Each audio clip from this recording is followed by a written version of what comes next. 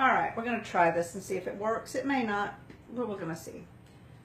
I get questions all the time about chunkers because I love chunkers and I use them on just about every dog I do, asking how do you choose which one that you need in order to get your dogs groomed well. And Brian's got the phone, so we're good on that.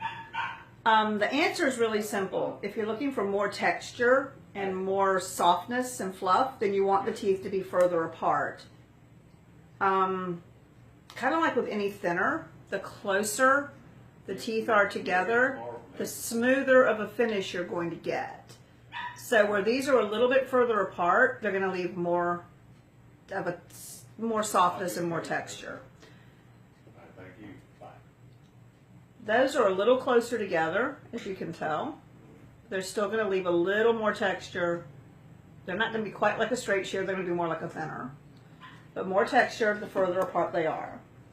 Now this pair, yes, it's longer as well. This is one of my limited edition shears. You can see how close the teeth are. They're almost touching. So these are almost a straight shear. So they're going to take off more hair and they're going to make it faster. It's going to be smoother. And like I said, more like a straight shear because they're closer together. That being said, that's not always what you want to do. If you're doing, let's say, a double-coated dog and you want to shape up the feathers, I'm going to use one that the teeth are further apart on to get more of a natural feel. And this is the Lightning Bolt by Affordable Grooming Shears. This is a killer shear for that type of coat. It is corrugated on the tips, so it holds the hair in place, and that's hard to see here, but it is there. And it allows you to get a really fast, really textured finish. I use these on double coats and on some drop coat heads, but generally speaking, just double coats. Because the teeth are further apart, it does not take off as much hair. And when it does take off hair, you just get a more natural appearance. This is a gadget shear by Affordable Grooming Shears, and it's great for heads and smaller dogs. It has a raised tooth at the end of it to help hold the hair in place for softer dogs like a Maltese or a Shih Tzu, where you need something to catch the hair as you close it. These are awesome for that. They're very, very fluid and they work really, really well. I have these for sale on my website, and so does Steven. So either at GroomingSmarter.com or AffordableGroomingShears.com. This is the gadget, if that interests you. I use it on, like I said, Maltese and the like. If you've never used a chunker before and you want to start out with one, this is a Munchkin. It's a really good basic thinning shear or chunker. They come in both, a thinning shear and a chunker. Again, they're corrugated on the edges to hold the hair in place as you cut. They don't have that little notch at the end like the gadget does. I also have these on my site, as so does Steven. These are a great introductory pair. They're awesome for heads and little dogs under 10 pounds where you've got to get in there and get those legs really nice. These are fantastic for that. Then you can get into your more specialty chunkers, which this is, again, these are, the next ones I'm going to talk about are still Affordable Grooming Shears, but this is the Mako, and chunkers are temperamental. If you drop them, they're liable to not cut again until you get them fixed. And if you cross pressure by putting too much of your thumb through and putting too much pressure on the side, you can really screw up the tension on one and they won't work right. They'll grab. So you need to make sure that your thumb is positioned properly. But these Mako you could drop and they never mess up when you do that. So if you are klutzy, this would be the pair for you to try. Again, introductory shear, very nice little pair. And then you get, again, more specialty. This is the Eliminator series by Affordable Grooming Shear. And what I like about it is, again, it's really close together. It's not corrugated, and some coats you don't need that on. This is going to give you an incredibly good finish. Really tight, almost like a blending shear because they are so close together. Very lightweight, offset shank, fits my hand better. When you're choosing a shear, you also want to make sure that your thumb is in line. When the shear is closed, your thumb should be straight. And remember, just that part of your thumb goes in your shear. If your thumb is not straight, it's not the right fit. And you should be able to easily open the shear without overextending your thumb. Like just like that. I have a thumb problem, so I actually tend to use these fingers as well. But when you take scissoring classes, they'll tell you not to. I have to because my thumb doesn't work right. But if you cannot open the shear fully, it's not the right shear for you.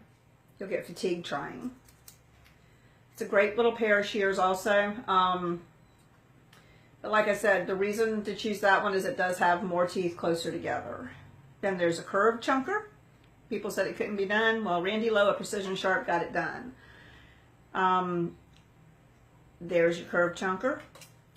Randy Lowe has two of them at Precision. He's got a closer tooth and a wider tooth. And again, the same thing. The closer one gives you a smoother cut. The wider apart they are, the more natural the look. It's a little rougher of a look, but it's more natural. And you can hear that. They have to do that in order to work. If they don't do that, they're not going to work. So curved chunkers and thinners are a little loud, but they're awesome.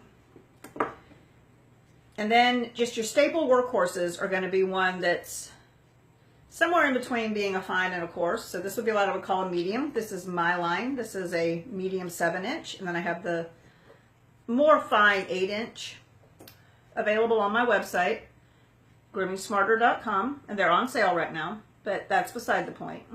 This pair of shears, again, I can open it fully. My thumb is not extended too much because it's the offset bench shank. Well, not bench shank, excuse me, ergonomic shank. And because they're not too far apart, you get a really easy, fast finish and a balanced shear. These are incredibly well balanced and they work amazingly well for most coats. These are awesome for legs, awesome for heads, pretty much anything. The spacing on them makes them ideal for smaller to medium dogs. Really fast and in a hurry, nice soft velvet finish. And then if you had asked me 6 months ago if you could make a 7.5 or 8-inch chunker that didn't cross, I would have said no. It can't be done because I've never found one that did. Well, this is an 8-inch chunker. It has my name on it, my limited edition chunkers, because they work. It's got enough weight behind it that it works without flexing, and it's balanced enough that I can open it fully without hyperextending my thumb. And that's important. If you can't open it fully, you're wasting whatever part of the shear you don't open, and then you might as well have a shorter pair in your hands. But because this is a well-balanced and well-made shear, it opens without crossing up. I've never had it get crossed up but once or twice, and both times it was my fault. I had my thumb in too far, or I was using too much side pressure, which was causing them to cross. So anyway, in order to pick out the right shear, you have to know what you're doing. And if you're looking for a more natural, softer finish, a little more rough, then you want the teeth further apart. If you want a more of a straight shear with some texture, then you want the teeth closer together. Whether they're corrugated or not is a personal preference. Some coats, I believe, work better with the corrugation and some do not, which is why I have so many different chunkers. I have 1, 2, 3, 6, 7, 8. I think I have 10 pairs of chunkers. If that tells you anything, I use them a lot. I hope that helps pick out which one works best for you. At least you now have an idea of what to look for when you're looking at them. And I hope that was helpful.